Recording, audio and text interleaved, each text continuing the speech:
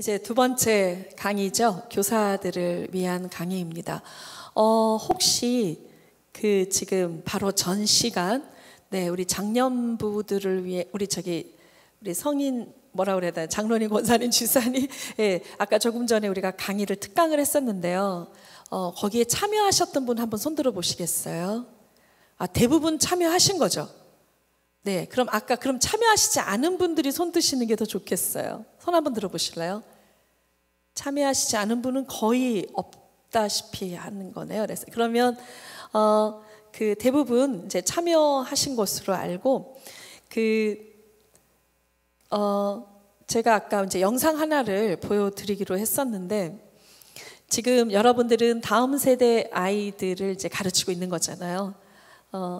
영유아 유치, 또 어린이, 이제 중고등부 이렇게 선생님들이신데, 보람도 있으시지만 참 많이 한계도 느끼시죠? 네, 대부분 제가 아까도 말씀을 드렸지만요.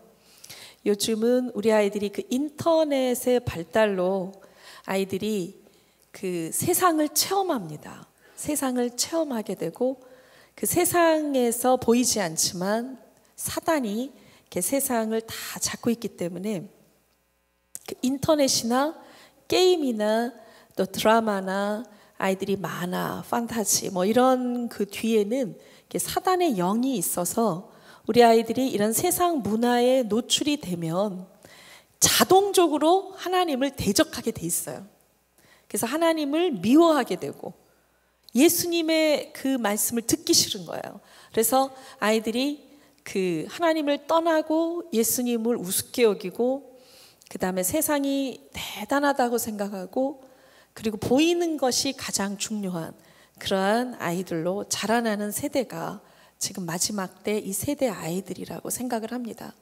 그래서 많은 그 중에서 정말 깨어서 기도하고 하나님을 경험하는 아이들도 있지만, 그래서 저희가 어떻게 마지막 때 이 아이들을 회복시켜서, 이제는 하나님이 우리에게 주신 비전이 있잖아요. 하나님이 창세기에 보면은 생육하고 번성하여 땅에 충만하라, 땅을 정복하라, 땅을 다스리라고 말씀하셨어요. 그리고 우리를 하나님의 형상대로 만드셨는데 하나님의 모습대로 만드셨어요. 그래서 우리가 이 양육의 원리를 잘 깨달아 알으려면 하나님이 누구신지를 알아야 되는데, 하나님의 창조의 원리, 하나님이 사람을 어떻게 만드셨나, 이 창조의 원리를 아는 것이 굉장히 중요합니다. 창조의 원리를 알아야 양육의 원리가 보이는 것이죠. 그래서 하나님께서 우리를 하나님의 모습대로 만드시고 제일 먼저 하신 거는 우리에게 복을 주셨어요. 하나님의 뜻은, 하나님은 자신의 이름을 걸고 맹세하셨는데, 하나님이 우리를 향한 뜻은 두 가지입니다. 우리에게 복을 주셨고 복 번성케 하는 것이 하나님의 뜻이에요. 믿습니까? 여러분들이 지금 내가 비록 빼앗기고 우리 아이들이 지금 무너져 있고 정말 나의 삶의 형편이 아무리 힘들어도, 여러분들이 하나님이 나를 향한 뜻은 복을 주시고 그리고 번성케 하려는 것이라는 걸 정말 믿고 신뢰한다면 여러분들의 믿음대로 되어질 것입니다. 아멘. 네, 요즘 저도 개인적으로 제 삶에서 점점 경험하는 거는, 저는 이제 3남 1녀잖아요. 우리 큰애가 31살, 둘째가 29이니까 이제 걔네들은 다 대학을 졸업하고 이제 직장 생활도 하면서 이제 이렇게 사회인이 되어 가고 있고, 셋째가 이제 대학을 졸업했고 막내가 이제 대학교 3학년이거든요. 이 3남 1녀의 자녀들을 기르면서 제가 요즘 정말 뼈저리게 느끼는 건, 부모가 해줄 수 있는 게 거의 없어요. 인정하시나요? 부모가요, 차라리 깡난아기였을 때는 젖도 주고 아장아장 걸어 다닐 때는 해줄 수 있는 게 너무 많이 있는데, 사춘기가 지나고 이제 성인이 되어가는 과정에서 이 아이들이 하나님 앞에 바로 서야 되는데 말씀대로 믿음대로 이 아이들이 살아야 되는데 이 부분에 있어서 부모가 할 수 있는 게 정말 많지 않더라고요. 저는 제 스스로가 나에게 은사가 있다면 상담의 은사가 있다고 제가 좀 생각하거든요. 상담의 은사가 있고 그다음에 그 성경적 원리를 캐내어 성경 공부 교재를 만드는 은사가 저에게 있다고 생각을 했어요. 저는 그래서 아이들에게 할 말이 많다고, 나는 많은 부분들을 도와줄 수 있다고. 그것도 맞아요. 그러나 결정적인 것은 제가 요 3, 4개월 동안 미국에 와서 저희가 이제 작년 9월 초에 와서 이제 이 시간까지 교회 개척을 하면서 이렇게 오게 되었는데 경험한 건 믿음이에요. 여러분, 진짜 신기한 건 내가 그 아이들에게 어떻게 해준 것도 없고 뭘 해준 게 없어도 여러분, 내가 그 하나님을 믿음으로 바라보고 그 하나님이 하실 것을 믿고 염려, 근심, 걱정, 두려움을 내어 쫓았을 때, 그리고 그 하나님이 하실 것이라고 확신하고 여러분 그분을 기대하기 시작했을 때 여러분 100% 하나님이 친히 아이들을 변화시키는 걸 저는 수없이 목격했습니다. 아멘. 여러분, 믿음이에요. 이 세상을 이기는 건 믿음입니다. 여러분, 내 아이들이 변화되는 건 믿음이에요. 그래서 이 믿음이 무엇인가를 아는 게 굉장히 중요하죠. 여러분, 우리는 하나님을 믿는다고 하지만 어떤 면으로는 사단의 말을 더 믿을 때가 많아요. 여러분, 우리가 하나님을 믿는다고 하지만 하나님 나라나 이 사단의 나라, 빛의 나라나 어둠의 나라에는 법이 있어요. 법이 있는데 우리가 하나님의 법대로 살고 있다면, 하나님의 방법대로 내 자녀를 양육하고 내가 그렇게 지금 살고 있다면, 제가 아까도 말씀을 드렸듯이 우리의 삶 속에 기적이 일어나고 변화가 일어나는 건 지극히 정상이더라고요. 그게 안 일어나는 게 이상한 거더라고요. 그런데 만약에 안 일어났다, 그런 변화가 일어나지 않았고 그런 기적도 없고 내 삶은 여전히 힘들고 찌들고 여러분 황폐해져 가고 있다면, 그거는 내가 믿는 믿음을 점검해 보셔야 되는 것입니다. 내가 정말 하나님의 법을 따라가고 있는가? 하나님의 방법대로 지금 내가 살고 있는가? 점검을 해보셔야 되는 것입니다. 그래서 저희가 주로 하고 있는 사역은 Focus on the Bible, 성경으로 돌아가라는 거죠. 저는 대학원에서 상담학 공부도 해봤지만 정말 제가 경험하게 된 건 여러분 한계에 부딪혔던 것입니다. 그 대단한 심리학, 대단한 상담학, 대단한 교육학이 세상에 있는 것 같지만 안타깝게도 기독교 교육학이 성경에서 출발한 게 아니라 인문학 위에서 출발했더라고요. 그런데 여러분, 성경 안에 엄청난 학문이 이 안에 다 들어있어요. 아멘. 여러분, 마지막 때 이 아이들을 어떻게 살려야 할 것인가의 진정한 해결책과 대안은 성경에 다 있습니다. 세상의 학문이 너무나도 초라합니다. 세상의 상담학과, 심리학과, 교육학은요, 해결책이 하나도 없어요. 전 정말 3년 동안 대학원 공부하면서 경험했던 건 실망이었어요. 이게 기독교. 왜냐하면 기독교 상담학은 일반적인 상담학과 심리학을 가지고 들어와서 기독교로 옷을 입힌 것이기 때문에 본질은 참 많이 그냥 일반적인 인본주의적인 학문이 되게 많더라고요. 왜 성경을 연구하지 않을까? 성경에 대안이 없다고 생각하는 겁니다. 그런데 성경 안에 다 있습니다. 아멘. 아멘. 철학이 있고 예술이 있고 학문이 있고 상담학이 있고 심리학이 있고 완벽한 교육학이 성경에 있어요. 우울증 환자를 어떻게 회복시킬 수 있는지, 게임 중독으로 무너진 한 아이를 어떻게 살릴 수 있는지 그 대안이 성경에 다 나와 있다는 거예요. 우리는 성경을 연구해야 합니다. 저희가 무브먼트를 일으키고 지금 한국에서는 저희 사역은 계속 진행이 되고 있는데 Focus on the Bible, FOB라는 이름으로 대학교 사역을 하고 있어요. 교수님들이랑 성경으로 돌아가, 성경의 원리를 찾아내 그곳으로 아이들을 살리는 사역인 것입니다. 자, 그러면 철학을 먼저 나누고 싶어요. 고린도후서 5장 7절 말씀을 한번 읽어보도록 하겠습니다. 다 같이 시작. 이는 우리가 믿음으로 행하고 보는 것으로 행하지 아니함이로라. 여러분, 여기에서 보면 두 개의 굉장히 중요한 단어가 나옵니다. 믿음이라는 단어, 보는 것이라는 단어입니다. 여러분, 이 믿음이라고 하는 것은 누구를 믿는 거죠? 보이지 않는 하나님을 믿는 믿음인 것입니다. 제가 조금 전 강의에도 얘기를 했지만, 그래서 우리가 믿는 이 믿음은요, 보이는 것을 믿는 게 아니라 전부 다 보이지 않는 걸 믿는 거예요. 보이지 않는 걸 귀하게 여겨야 합니다. 여러분, 보이지 않는 양육의 원리로 내 자녀를 양육하기 시작했을 때 아이들 안에 놀라운 변화가 일어나는 걸 수없이 목격했습니다. 그러면 이 사단의 전략은 뭐냐면, 철학은 보이는 것을 믿게 하는 거예요.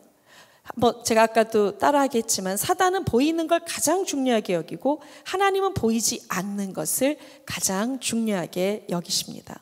삭개오 예를 들었지만, 사단은 겉모습만 딱 봐요. 항상 겉모습만 중요해요. 그 사람 내면에 보이지 않는 의도와 그 사람의 갈증과 필요를 보지 않아요. 그래서 아이들하고 계속 싸움이 일어나는 거예요. 여러분, 눈에 보이는 그 아이의 어떤 행동을 가지고 우리가 바른 말을 하기 시작했을 때 이게 다 맞기는 한데 이것 때문에 애들은 엄청나게 상처를 받는다는 것입니다. 여러분, 우리가 이렇게 보면은 겉으로 드러나는 건 상처의 증상이에요. 그게 내가 아니거든요. 그게 내 성품이 아니거든요. 그런데 우리는 그 상처로 인해서 드러나는, 겉모습으로 드러나는 상처의 증상을 가지고 그게 바로 너라고 말하는 것입니다. 여러분, 그런데 진짜 하나님이 중요하게 여기시는 건 우리 안에 보이지 않는 하나님의 형상입니다. 이 상처의 증상은요, 언제 사라질까요? 사랑받으면 다 없어져요. 여러분, 겨울에 눈이, 여기 뉴욕에 눈 많이 내리잖아요. 얼음이 많이 얼죠.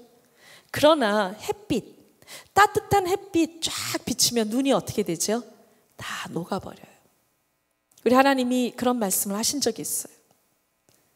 눈이 녹듯이, 얼음이 녹듯이 따뜻한 햇빛이 비치기만 하면 앙상한 가지에서 봄에 새싹이 돋아나고 꽃을 피우고 열매를 맺듯이 상처의 증상도 그렇게 따뜻한 사랑을 받기만 하면 다 없어져요. 아멘.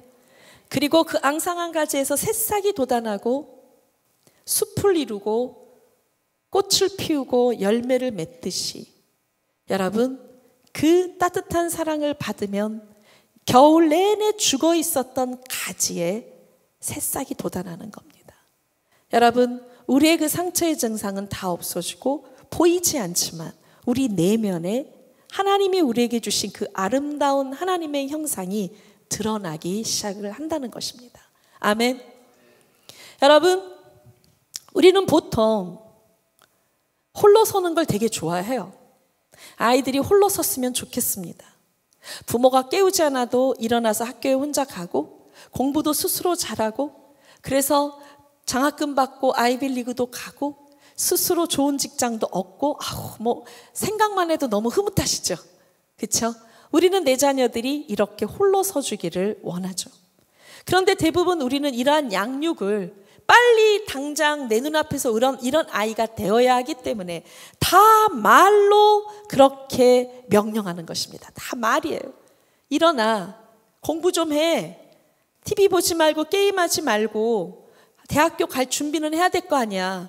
너 이러다가 미래가 있겠니? 제대로 된 직장 하나 얻겠어? 엄마 아버지 걱정은 태산입니다. 눈에 보이는 그 아이의 행동을 바꾸기 위해서 우리가 주로 사용하는 건 다 말로 컨트롤 하려고 하는 거예요. 근데 말로 될까요? 여러분, 말로 됩니까? 절대 안 돼요. 그런데 우리는 안 된다는 걸 알지만 급하니까 또 말이 또 나가는 거예요. 그러면은 여러분, 맞는 말도 바른 말도 3번 이상 반복되면 그게 잔소리죠. 그러니까 애들은 듣기 싫어하는 거예요. 1년 내내 좋은 말, 1년 내내 천사의 말. 여러분 그렇게 그 바른 말, 맞는 말을 그렇게 해댔지만 아이들은 귀를 막고 듣지 않습니다. 한 번만 따라해 보겠습니다. 양육은 듣게 하는 것이다. 다시 한번 양육은 듣게 하는 것이다. 우리가 1년 내내 말을 많이 하면 뭐예요? 그들이 듣지 않고 귀를 막고 마음문을 닫아버렸다면 그건 끝장인 것입니다. 여러분,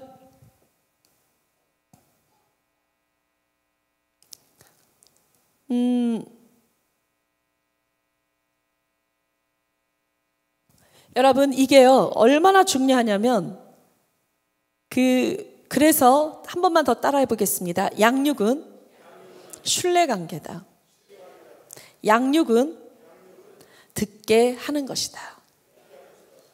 그렇기 때문에 힘들어도 아이들하고 신뢰관계가 형성이 되면 그때부터 애들은 듣는 거예요. 아멘.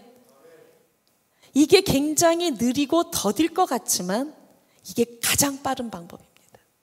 근데 부모들은, 교사들은 내 자녀가 잘못될까 봐 내 눈앞에서 당장 빨리 태도를 바꿔야 되기 때문에 이 아이랑 신뢰관계를 형성하는 그 시간을 견디지를 못하는 거예요. 다른 애들은 지금 전부 공부 잘해서 정말 아이들은 다른 아이들과 자꾸 비교를 해보면 우리 아이는 언제 저렇게 되지? 급하니까 여러분 그러한 중요한 일들을 짚고 넘어갈 수가 없는 거예요. 그러면 이런 신뢰관계는 언제, 어떻게 내 자녀랑 내가 가르치는 아이들이랑 신뢰관계가 형성될까요? 그거는 무조건적인 사랑입니다. 아멘. 여러분 무조건적인 사랑을 내가 우리 아이에게 주었을 때 아이들은 스스로 홀로 서게 된다는 게 하나님의 창조의 원리입니다. 우리 아이들이 스스로 자라는 아이들로 움직이고 싶다면, 우리 아이들이 스스로 회개하고 우리 아이들이 스스로 정말 순종하는 자녀들이 되게 하고 싶다면 가장 중요한 건 조건 없는 무조건적인 사랑이에요. 그런데 이 무조건적인 사랑이라는 게 전부 보이지 않는 내면의 어떠한 것들을 중요하게 여기고 그것을 해줄 때 아이들은 감동을 받고 신뢰가 형성된다라고 하는 것입니다. 제가 한 예를 들어볼게요. 되게 이게 막연하게 들리시죠? 제가 이제 뉴욕과 뉴저지에서 제가 언제 살 때였나? 나이악에서 살 때였었나 봐요. 그때 제가 무슨 일을 했어요. 그 남자아이, 여자아이 한 명을 돌봐주는 일을 했어요. 미국 가정인데 아침 9시에 출근해서 오후 5시에 퇴근했고 일주일에 한 3번 정도 갔었나 봐요. 근데 그 아이 5살짜리 남자아이는 마이클이라는 아이인데 굉장히 고집이 세고 말을 안 듣는 아이였어요. 그래서 평소에 얘를 케어하는 게 쉬운 게 아니에요. 그런데 이 아이는 엄마에게 굉장한 상처가 있습니다. 아이는 엄마랑 함께 놀고 싶고 엄마랑 함께 정말 있고 싶은데 이 아이는 이 아이의 엄마는 쇼핑 중독인 것 같아요. 아침에 9시에 제가 딱 출근하면 저한테 애들 다 맡겨버리고 자기는 나가서 하루 종일 쇼핑하고 막 이렇게 돌아다니다가 저녁에 들어올 때가 되게 많았어요. 그러니까 마이클은 항상 저처럼 베이비시터에게 맡겨져 있고 그러니까는 외롭고 엄마가 보고 싶고 그런 엄마에 대한 상처가 있는 거예요. 이 아이가 하루는 낮잠을 자고 한 오후 3시쯤 일어났는데 엄마가 어디 갔냐고 물어보더라고요. 그래서 엄마가 쇼핑 갔다고 마켓에 갔나 봐. 내가 그랬더니 그때부터 울면서 소리 지르고 난리가 난 거예요. 그리고 다 집어던지더라고요. 뭐 장난감이며 책이며 옷이며 자기가 집어던질 수 있는 모든 건 다 집어던졌어요. 그리고 소리 지르고 난리가 났어요. 울고.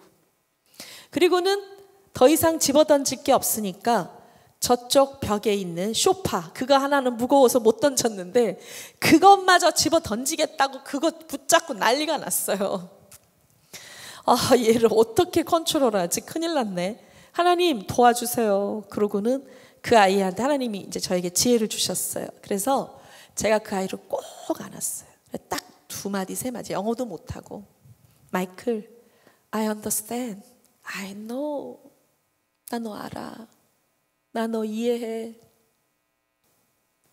그 아이의 보이지 않는 내면에 왜 이 아이가 이렇게 울고 소리를 지르는지, 지금 왜 물건을 다 집어던지고 난리가 났는지 이유가 있다는 것입니다.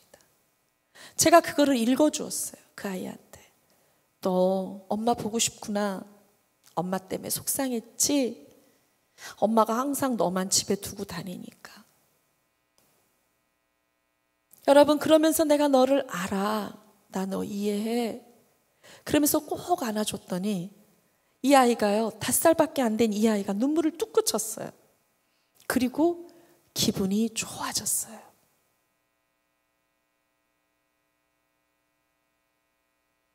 여러분, 왜 이 아이가 기분이 좋아졌을까요? 이 아이는요, 알아요. 5살밖에 안 되었지만 내가 이 아줌마한테 이렇게 소리 지르고 울고 막 못되게 굴면 안 되는 거, 그러면 야단도 맞을 수 있고 매도 맞을 수 있는 거 알아요, 얘도. 그런데 이 아줌마가 내 겉모습으로 너 그러면 안 돼, 너 이러면 안 돼, 왜 이런 걸 다 집어던져, 치워, 이렇게 맞는 말 바른 말을 한 게 아니라 내가 왜 울었는지, 왜 소리를 질렀는지 보이지 않지만 자기 내면의 마음을 말로 이야기해 주면서 위로해 주었거든요. 얘는 사랑의 빚을 진 거예요. 나한테 너무 감동이 된 거예요. 미안한 거예요. 제가 뭐라 그랬냐면, 그런데 마이클, 이거 누가 다 이렇게 어질렀니? 자기가 어질렀대요. 그럼 이거 누가 치워야 될까? 자기가 치워야 된대요. 치워봐. 내가 치우라고 명령을 했어요. 평상시 우리 마이클 안 치웁니다. 근데 그때는요, 내 말을 듣더니 치우기 시작하는 거예요. 내 말을 듣는 거예요. 그 순간 제가 놀랐어요. 마이클, 나도 치워줄게. 함께 치웠어요. 왜 내 말을 들었을까요? 제가 아까도 말씀드렸죠. 나한테 빚을 진 거예요. 예를 들어서 그 아이가 나한테 5개를 했을 때 내가 5개를 주는 건 빚이 아니에요. 그런데 그 아이가 나한테 5개를 했는데 내가 10개, 100개를 더 해줬어요. 그 나머지는 다 빚인 거예요. 걔네들도 다 알아요, 그게 빚이라는 거. 그러면 미안한 거예요. 그러면 그게 감동이 되는 거예요. 아줌마한테 미안하니까 치우기 싫어도 치우는 거예요. 여러분, 이게 진짜 순종인 것입니다. 아멘. 하나님이 우리에게 그런 은혜를 베푸셨기 때문에 내가 한 것만큼 상을 받았던 것도 아니고 내가 죄를 지은 것만큼 벌을 받았다면 우리는 지금 지옥에 가 있어야 되고 우리는 도저히 소망이 없습니다. 그런데 말도 안 되는 은혜를 베푸셨어요. 이건 도대체 상상할 수가 없어요. 아멘. 우리가 그런 하나님의 사랑을 받았기 때문에 너무 고마워서 하나님, 나의 것을 드리고 싶어요. 하나님을 정말 기쁘시게 하고 싶어요. 그래서 내가 내 본성을 거스렸어. 하기 싫어도 하겠습니다. 하고 싶어도 안 하겠습니다. 가고 싶지 않아도 가겠습니다. 주고 싶지 않아도 주겠습니다. 여러분, 이런 결단을 하는 것, 본성을 거스려서 이런 결단을 하는 것, 여러분, 이것이 순종입니다. 아멘. 이게 진짜 순종인 것입니다. 여러분, 그래서 이러한, 지금 간단하게 몇 가지 예를 들었지만 진짜 아이를 움직이는 양육은 보이지 않는 것을 중요하게 여기고 그것을 해줄 때 이게 진짜 무조건적인 사랑이 되는 것입니다. 여러분,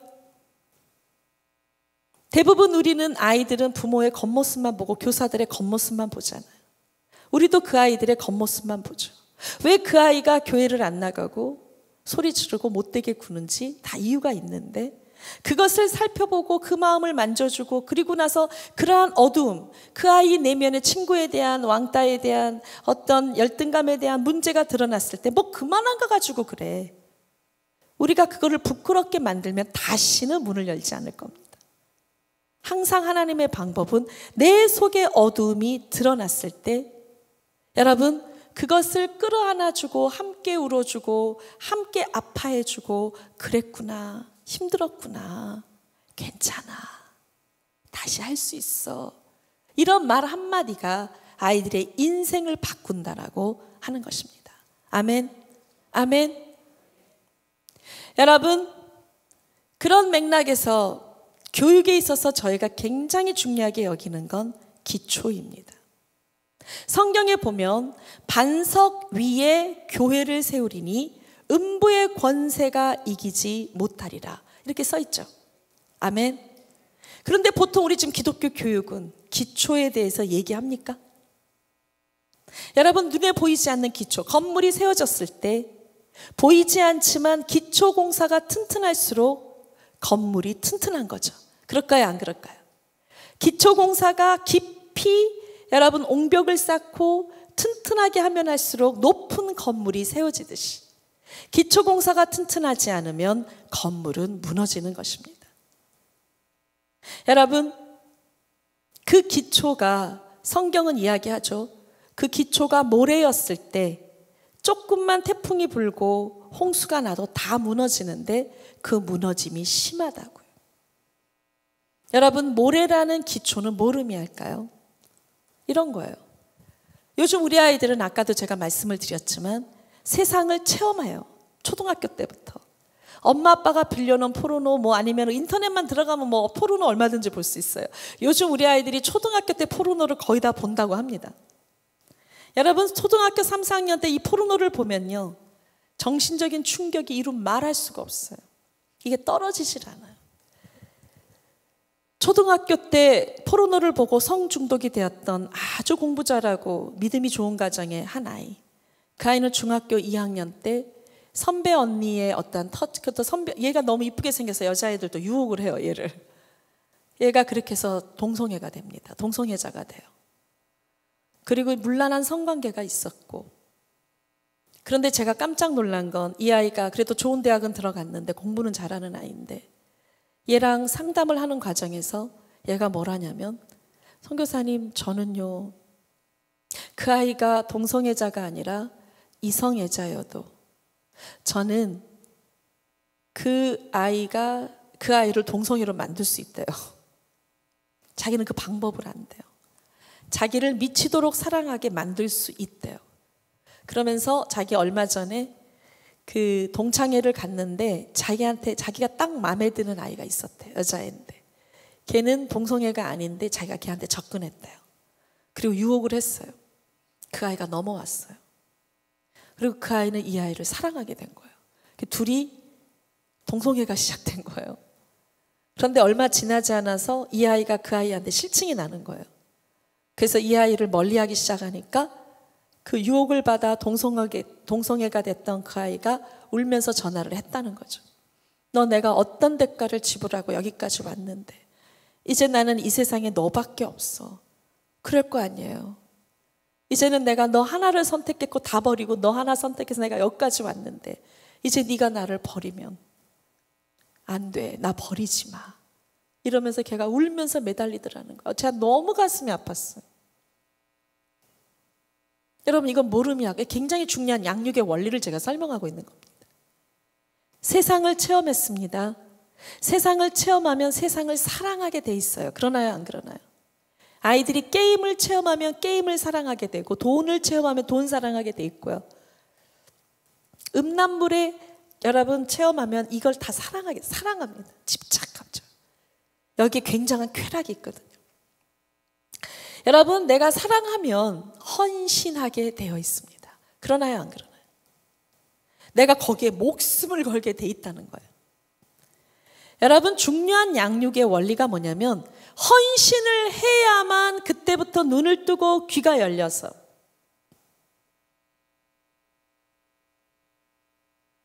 여러분, 눈을 뜨고 귀가 열려서 그때부터 알기 시작을 한다는 거죠. 이성애자도 동성애로 만드는 방법도 다 터득하게 돼 있고요. 사기쳐서 부자가 되는 방법도 다 알게 돼 있어요.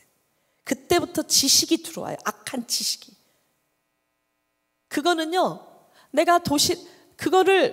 그거는 내가 배우고 싶지 않아도 다 스스로 다 터득하게 돼 있어요. 여러분, 이것이 굉장히 중요한 양육의 원리예요. 그러면 우리가 하나님을 체험하면 어떻게 될까요? 하나님의 사랑을 이렇게 경험하고 나면 하나님을 사랑하게 되죠. 하나님을 사랑하게 되면 누구를 위해서 살고 싶은 열정이 생길까요? 하나님을 위해서 살고 싶어요. 그분에게 내 인생을 겁니다. 헌신하게 됩니다. 여러분, 언제 아이들이 눈을 뜨고 귀가 열리는지 아십니까?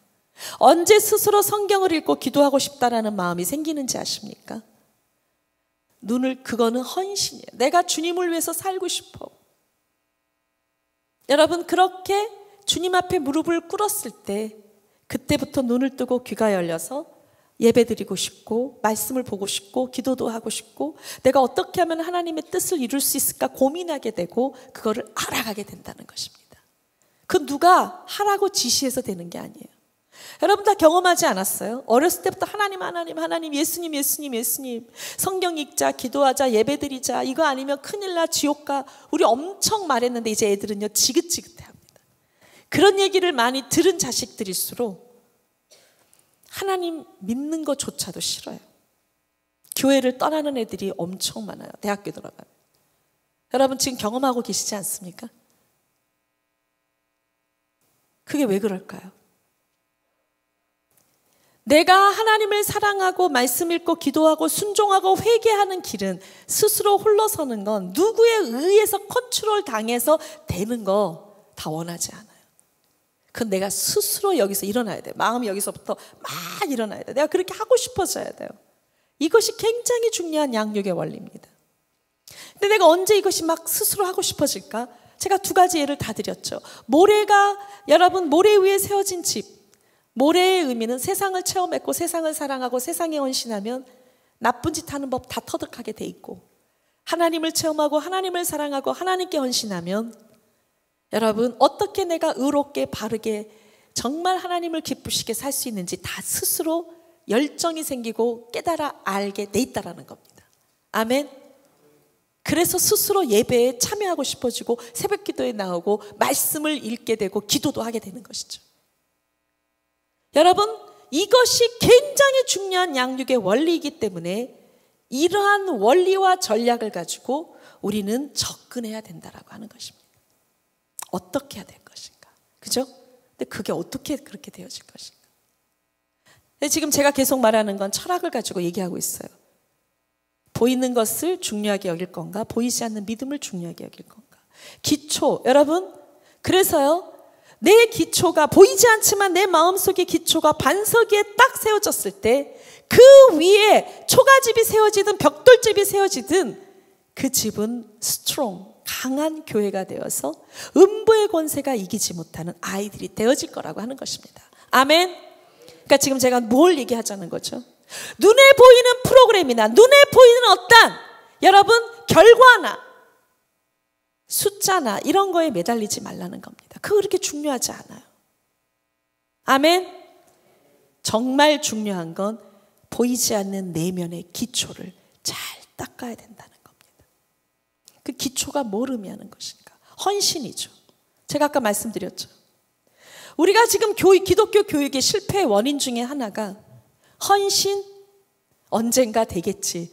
선생인 나도 부모인 나도 예수님께 헌신되어 있지 않기 때문에 아이들한테 그거를 말할 수조차도 없는 거예요. 나도 지금 잘 안 되어 있는데. 그렇기 때문에 헌신 주님을 위해서 사는 것 언젠가 할 거야. 그러니까 안 되는 것입니다. 제가 아까 말씀드렸습니다. 언젠가 아이들은 주님을 위해서 살겠지. 그 언젠가를 위해서 오늘 나는 애들을 가르치는 거야.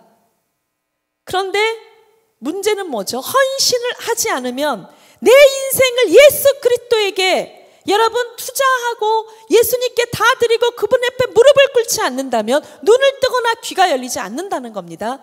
그들은 배울 수가 없어요. 헌신은 교육의 목표가 아니라 기초입니다. 지극히 기본이에요. 기본, 파운데이션이에요. 우리 아이들은 헌신된 아이들로 만들어야 이 아이들은 거기서부터 변화가 시작된다는 것입니다. 믿습니까? 아멘? 아멘? 헌신이 쉬운가요? 나도 우리 지금 선생님들도 많은 부모님들도 주님께 나의 삶을 다 드렸습니까? 죽어가는 생명을 살리고 하나님의 나라를 이 땅에 세우기 위해서 나의 모든 것을 다 드렸습니까? 여러분,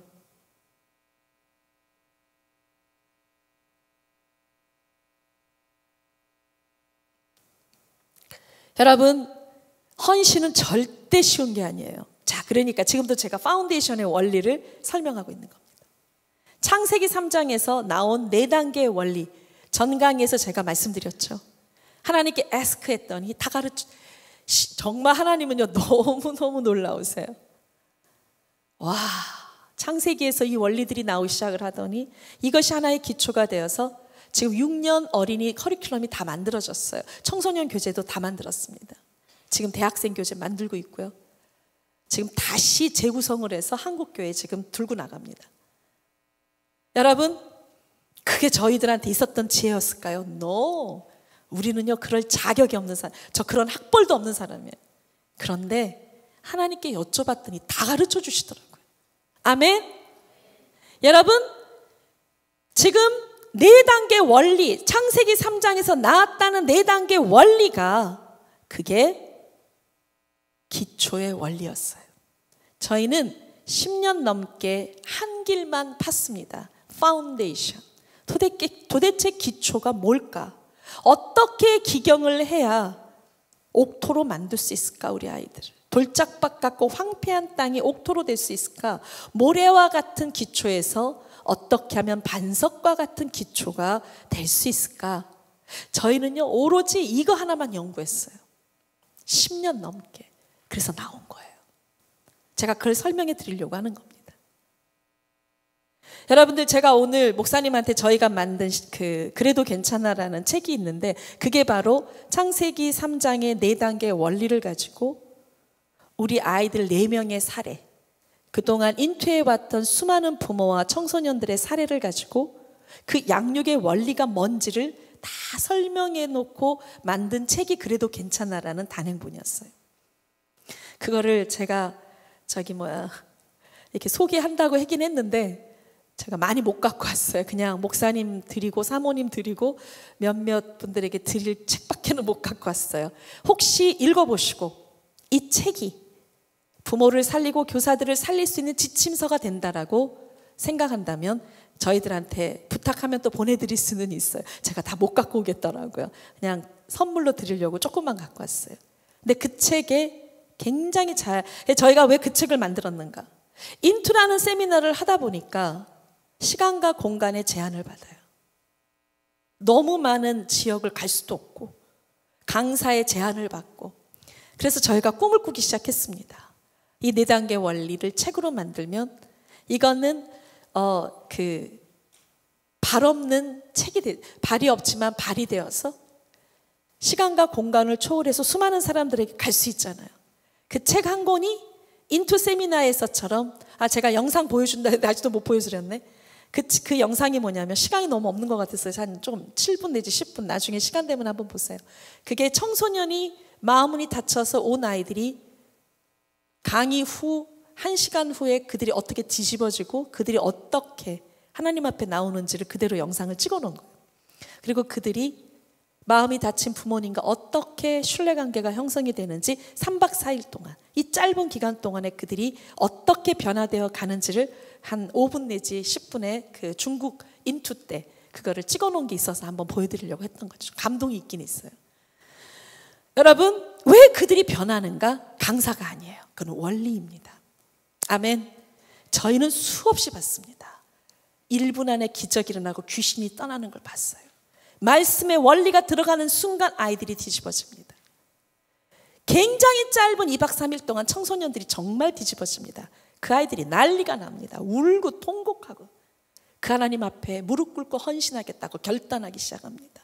그게 2박 3일 동안 일어나는 사건인 것입니다. 부모들도 똑같이. 여러분, 그 파운데이션이었던 창세기 3장의 4단계 원리를 지금부터 소개해 드리겠습니다.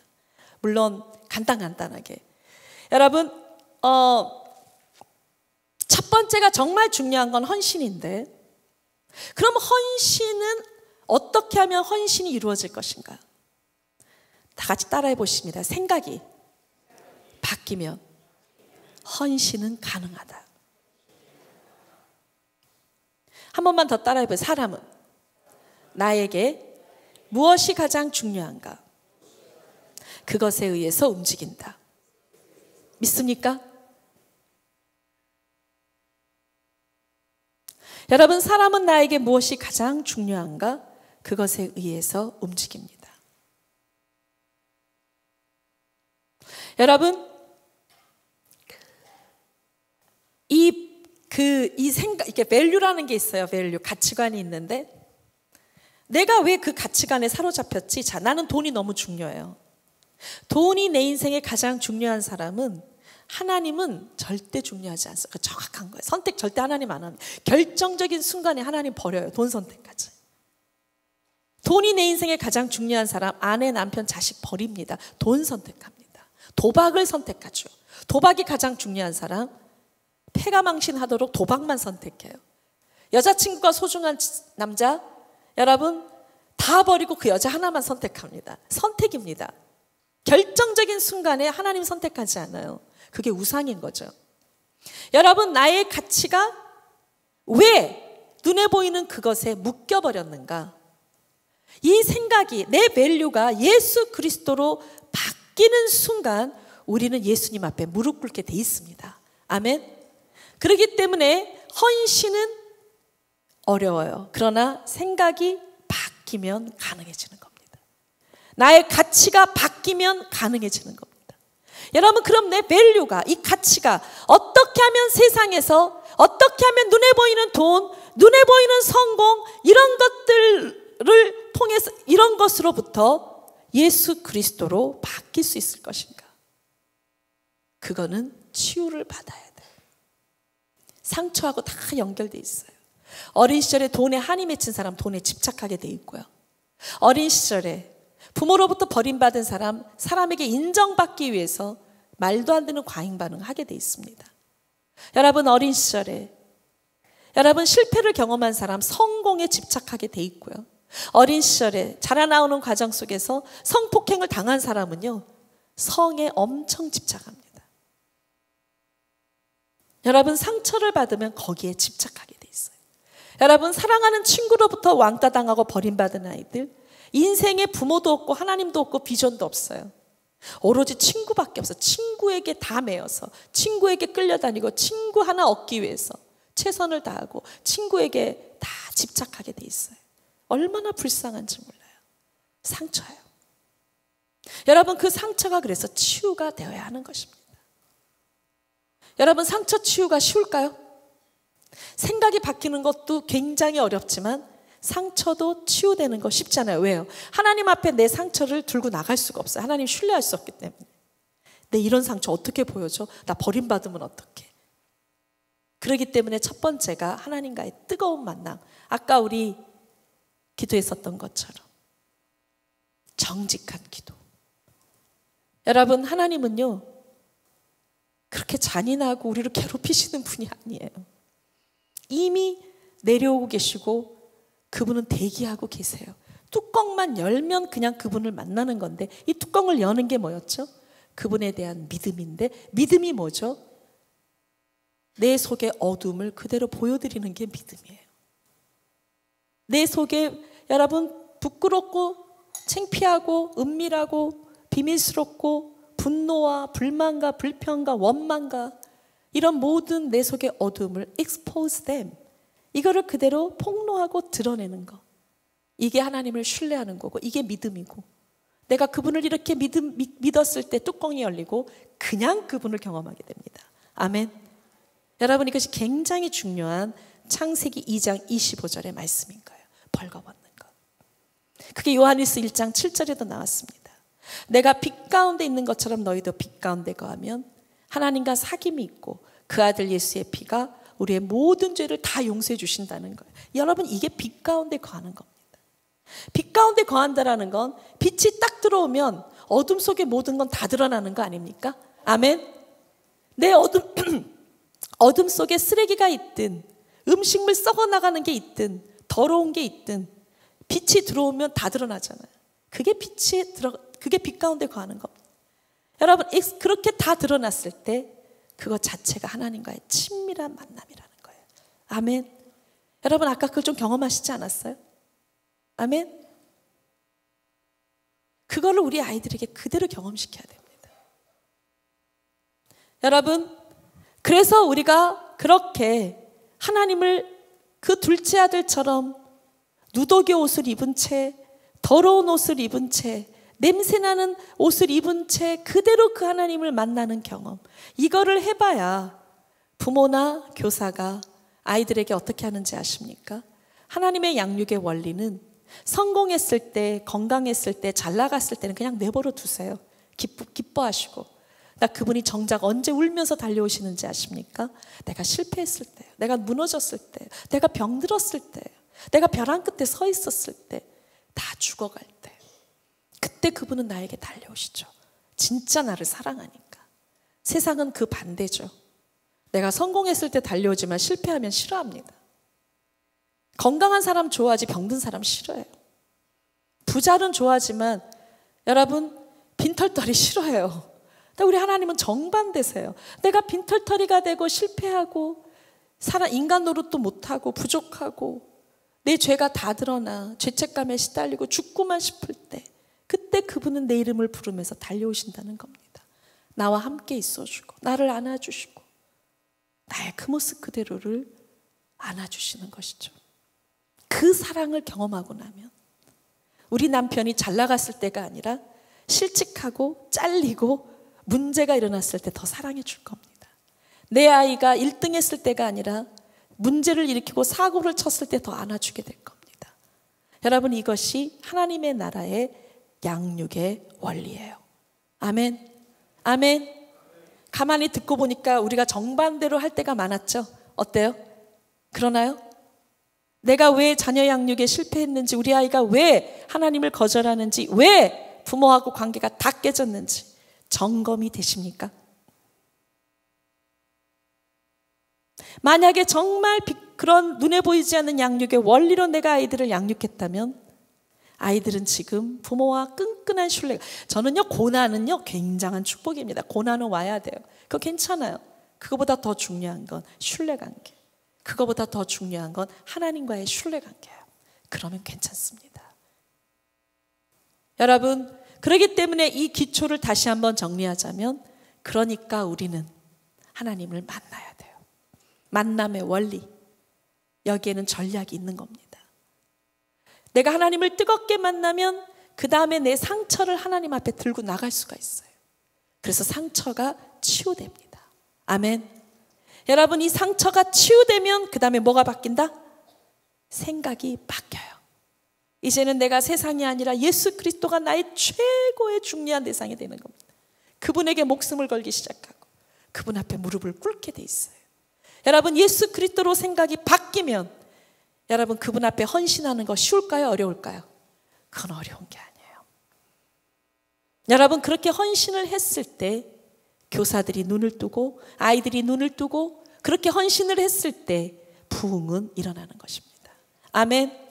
저희는 그래서 저희가 하고 있는 사역이 지금 신나는 나라라는 어린이 교재, 청소년 교재, 그린노트라는 청소년 교재 다 만들어져 있어요.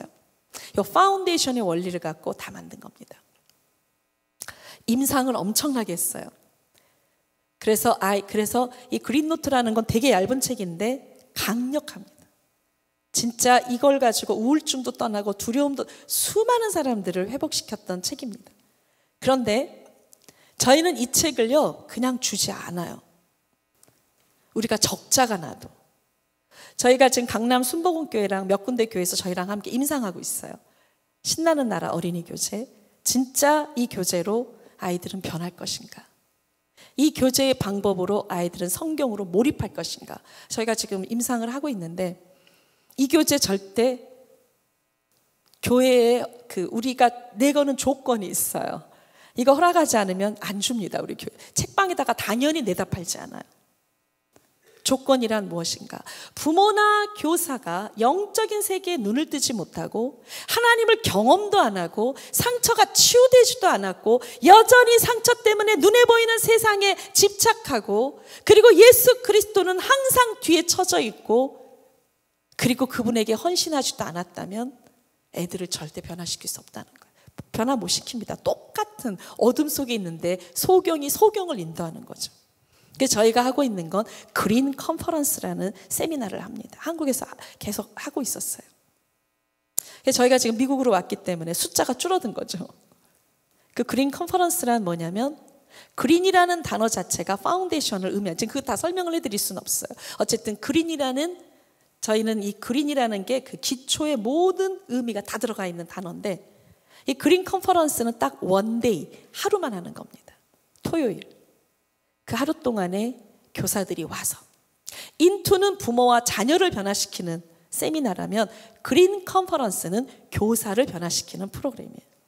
그래서 교사들이 시간이 없기 때문에 딱 하루 하나님을 만나게 하고 자아상을 회복시키고 상처를 치유해서 밸류를 바꿔주고 예수 그리스도 그분 앞에 헌신하게 하는 게 하루 만에 가능하다고 생각하십니까? 아멘. 하루 만에 다 가능합니다. 왜요? 이게 원리니까요. 아멘. 그래서 지금 저희가 이 책을 예전에 이미 예수님이 좋아요 뒤에 신나는 나라를 다 만들어서 했지만 지금 완전 180도로 다시 컨셉 다 바꿨어요. 방법을 다 바꿔서 지금 책이 나오고 있는 중이죠. 저희가 이 책을 쓸 때 조건, 강남 순복음교회도 마찬가지였고요. 기쁨의 교회도 마찬가지고요. 목사님의 목회 철학이 바뀌어야 합니다. 두 번째, 그린 컨퍼런스를 통해서 부모와 교사가 반드시 변화돼요. 이거를 해야만 이 책을 줄 겁니다. 저희는. 그래서 그 훈련을 반드시 받은 이후에 지금 이 책을 쓰고 있는 교회들인 것입니다. 교사가 내가 하나님을 경험하지 않고 그리고 이 상처가 치유되지 않으면 내 속의 어둠을 드러낼 수가 없어요. 여러분 근데 아이들과의 친밀감은 어디 생기는지 아세요? 부부 간에, 부모 자녀 간에. 교사와 아이들 간의 진정한 친밀감은 내 속에 우리가 잘한 거, 훌륭한 거를 찾고 말하는 건 친해지지 않아요.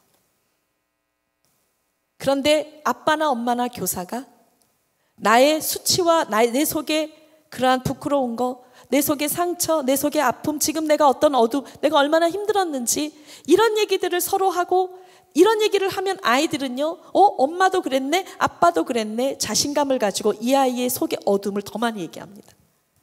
그래서 어둠에서 빛으로 인 거예요. 여러분, 이 어둠을 잘 사용하셔야 돼요. 예를 들어 볼까요? 여러분, 하나님을 의지해라. 이거 잘 감이 안 와요. 그런데 너 친구를 의지하는 거, 사랑하는 남자친구, 여자친구를 의지하는 거, 돈 많은 아빠 의지하는 거는 금방 알아듣죠. 그게 뭔지 알아요. 내가 그렇게 살고 있으니까. 그렇기 때문에 저희는요, 항상 어둠을 먼저 설명합니다. 지금 니네가 어둠 속에 있다면 이런 일이 일어날 거야 라고 먼저 딱 설명하면 저 하성교사가 나를 어떻게 저렇게 잘 알지? 우리 엄마가 나한테 내 비밀을 다 말했나 할 정도로 파헤쳐버려야 돼요. 이 어둠을 쫙 이렇게 얘기를 해주면 무슨 반응을 하냐면 나를 어떻게 알았지? 왜요? 지금 내가 어둠 속에서 살고 있잖아요. 그런 아이들에게 자꾸 빛을 말하면 다 도망가는 거예요. 하나님은 사랑이야. 하나님은 살아계셔. 네가 구원받아야 돼. 여러분, 이런 말씀이 너무 귀한데 지금 이 아이들은 하나도 못 알아들어요. 어둠을 말하고 세상을 말해야 이 아이들은 내가 여기서 세상에서 살고 있기 때문에 이해를 하는 거예요. 무슨 얘기인지 아시겠습니까? 그렇기 때문에 저희들의 전략은 첫날은 하나님을 만나게 하기 위해서 부모의 어둠은 무엇인지를 되게 연구를 많이 합니다. 청소년의 어둠, 어린아이들의 어둠, 대학생들의 어둠이 뭐지? 이 아이들은 뭐에 매여서 끌려다니고 있지? 무슨 니드가 있을까? 무슨 갈증이 있을까? 무슨 고민이 있을까? 이 보이지 않는 내면을 다 연구해야 돼요. 얘네들 말 안 해요. 그걸 우리가 말해야 돼요. 우리가 그걸 말해주면서 웃긴다, 조롱하고 무시하는 게 아니라 불쌍히 여겨야 해요. 긍휼히 여기고 용납해주고 인격적으로 존중해주면 아이들은 그 어둠이 드러날 때 이 어둠이 다 빛이 되는 것입니다. 아멘. 그런데 하나님을 만나지 않고 그 하나님을 경험하지 않는 교사라면 어둠을 드러내는 게 수치예요. 너무 화가 나요. 아파요. 이 상처가 치유되지 않았기 때문에. 그래서 이 교재를 쓸 수가 없습니다. 안 주고 싶어서 안 주는 게 아니라 교재를 쓸 수가 없어요. 왜요? 이 교재는 주입식 교육이 전혀 아니거든요. 토론식 교재예요. 생각하게 하는 질문으로 교사가 일방적으로 막 가르치는 게 아니라 토론을 하면서 아이들이 스스로 깨닫게 한다거나, 그리고 토론을 할 때 수치와 부끄러움을 교사가 먼저 다 말해야 돼요. 그런데 치유가 안 된 사람은 과거의 나의 수치는 지금도 수치거든요. 너무 화가 나고 마음이 아픈데 그걸 드러내라 그러면 도망갑니다. 못해요. 그래서 부모 교사 훈련이 반드시 들어가야 되죠. 여러분, 그런 그린 컨퍼런스를 통해서 교사가 변화된 이후 아이들과 친밀감의 원리로 그렇게 다가가기 시작했을 때 진짜 친해집니다. 20분만 해도 친해질 수 있어요. 오늘은 그 워크숍을 할 수가 없죠. 제가 시간은 없기 때문에. 어떻게 20분 만에 전혀 모르는 사람, 5년 동안 10년 동안 항상 서먹서먹하게 지냈던 사람들과 갑자기 그렇게 친해질 수 있을 것인가? 여러분, 그것이 내 속의 어둠을 서로 드러냈을 때, 야고보서에 보면 서로 죄를 고백한다 그러죠. 그거요, 엄청난 역사가 있습니다. 내 속의 죄, 내 속의 어둠, 내 속의 상처, 내 속의 아픔을 서로 드러내기 시작했을 때, 그런데 이 드러내는 건 리더가 먼저 해야 됩니다. 교사가 먼저 해야 돼요. 부모가 먼저 하는 거예요. 그래야 팔로워들이 안심하고 다 드러낼 수 있어요. 공범이 되어야 합니다. 누구는 듣기만 하고 누구는 말하기만 하는 건 상처만 받을 뿐이에요. 리더부터 다 팔로워들이 전부 다 해야 합니다. 그리고 말하는 게 아니에요. 기도해야 돼요. 저희의 그 워크숍은 기도예요. 대화식. 하나님, 내 이름은요, 내 별명은요, 내가 엄마를 존경하는 이유는, 존경할 수 없는 이유는, 내가 엄마 아빠에게 듣고 싶었던 말 한마디는요, 하고 싶었던 말 한마디는요, 내가 가장 외로웠을 때는요, 내가 가장 행복했을 때는요, 이거를 하나님한테 얘기하는데 돌아가면서 하나님께 기도하니까 다 들어요. 서로. 여기서 엄청난 스파크가 일어납니다. 여러분, 사람에게 말하는 건 그때뿐. 그러나 내 속의 아픔과 그런 눈물을 하나님께 이야기하기 시작했을 때 위로부터 그 힘이 띠리리리리 내려와서 그 순간 스파크가 일어나면서 변화가 시작됩니다. 아멘. 엄청납니다. 그 펠로우십은 굉장합니다. 여러분, 이것이 사람이 아니에요. 사람이 만들어낸 프로그램이 아니에요. 이것이 성경적 원리이기 때문에 강력한 것입니다. 아멘. 여러분, 제가요, 전 강의 때 시간을 너무 써가지고 지금 벌써 7시가 됐어요. 사실은 이제 끝내야 될 시간이 다 된 건데 마무리를 하도록 하겠습니다. 우리가 전 시간에 기도를 했으니까 오늘은 이 시간에는 그렇게 기도를 그렇게 하지는 않겠어요. 그래서 여러분들에게 저는 도전합니다. 여러분, 성경에 다 나와 있어요. 성경을 파헤치십시오. 아멘. 신학자만 파헤치는 걸까요? 아니에요. 저는 어린아이들에게 성경을 어떻게 읽어야 될 것인가에서 가르치는 건 일단 본문을 쭉 읽고 모르는 거 다 물어봐, 하나님께. 저는 별걸 다 물어봐요. 하나님, 왜 천지를 창조하셨을 때 나 같으면 한꺼번에 다 만들 것 같은데 왜 하나 만들고 주무시고 그 다음날 일어나서 또 만들고 또 주무시고 그 다음날 또 일어나고 왜 그러셨어요? 일주일 동안. 제가 한번 그렇게 여쭤봤어요. 그러다가 제가 엄청 회개했잖아요. 하나님의 창조의 원리입니다. 일하고 하나님은 쉬게 하시는 거예요. 근데 너는 뭐라고 새벽 3시까지 뭐하고 있냐. 맨날 책만 들고 이렇게 일하고 있어요, 제가. 몸이 너무 피곤한 거예요. 오전 내내 피곤하니까 저는 아침에 늦게 일어나고 늦게 시작하고 사실은 시간을 효율적으로 쓰고 있지 못하고 맨날 몸만 피곤한 거죠. 제가 그때 진짜 회개했어요. 하나님도 하나 하시고 쉬고 그 다음날 하시는 내가 뭐라고 새벽 3시까지 맨날 이런 거나 붙잡고 있고.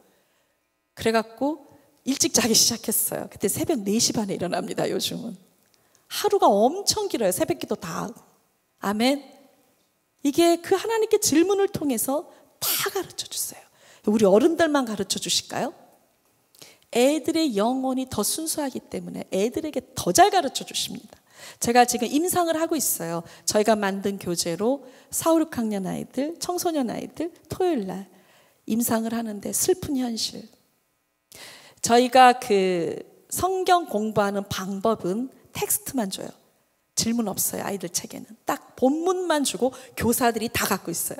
첫 번째, 두 번째 질문이 딱딱 들어가면 애들이 성경에서 막 찾아내는 거예요. 여기 있어요. 줄 긋고 동그라. 애들 엄청 좋아해요. 좋아하기는 진짜 흥미가 있는데 이 방법은 중요한 건 4, 5, 6학년 아이들이 훨씬 더 잘 깨달아요. 이 아이들 벌써 지금 2번, 3번째 변화가 보이고 예수님을 영접한 이후 성경을 하루에 한 장씩 읽고 암송해 오고 이 아이들은 단 한 명도 빠지는 애들이 없어요. 눈을 반짝거리면서 오고 있습니다. 훨씬 영적인 비밀을 4, 5, 6학년 아이들이 더 잘 깨달아요. 청소년들은요. 너무 가슴이 아파요. 똑같은 성경 공부 교재인데 이 아이들은 황당무계해요. 전설 속의 이야기 같아요. 전혀 못 깨달아요. 그래서 제가 지금 방법을 다시 달리할 겁니다. 왜 임상을 하냐면 이런 아이들에게 맞는 성경 공부 교재여야 이 아이들이 변화될 거 아니에요. 안 되는 걸 붙잡고 있으면 뭐 하겠어요. 싹 다 바꿀 거예요. 청소년 진짜 아이들이 닫혀 있더라고요. 요즘은 어린아이들 변화시켜야 됩니다. 청소년 너무 늦었어요. 어린아이들 때 세계관이 기독교적 세계관으로 딱 자리 잡혔을 때 그 아이들은 다니엘과 같은 청소년 시기를 보내게 될 것입니다. 믿습니까? 아멘. 아멘. 여러분 이 시간에 우리가 기도했으면 좋겠습니다.